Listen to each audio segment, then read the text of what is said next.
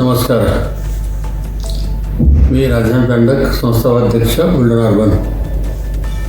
गेल्या 2 दिवसापासून मराठवाड्यातील काही शाखांवर सोनं तारण कर्ज सोडवण्यासाठी काही सभासद गर्दी करत आहेत.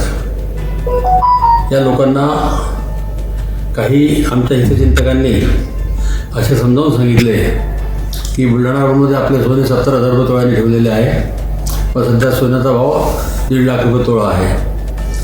बुलढाणामध्ये तुमचं सगळं सोनं विकणार आहे, त्यामुळे तुमचं सोनं तुम्ही सोडून घ्या.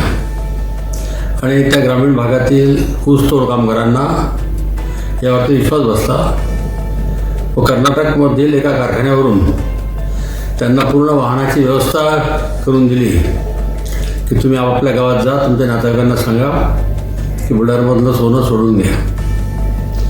मराठवाड्यामध्ये प्रत्येक शाखेवर जितकं डिपॉझिट आहे त्यापेक्षा डबल गोल्ड लोन आहे. म्हणजे आमचे स्वतःचेच त्या ठिकाणी जवळपास 400 कोटी रुपये अटकलेले आहेत. त्यामुळे कोणीही म्हणजे डिस्टर्ब होण्याचं कारण नाही, कारण की आम्ही आपलं संस्था इतकी मोठी आहे की ना आम्ही आपलं सोनं विकणार आहे काहीच नाही. आपण ते तारण ठेवलेलं सोनं आहे, आपण केव्हाही नेऊ शकता. संस्थेची आर्थिक परिस्थिती अतिशय उत्तम आहे.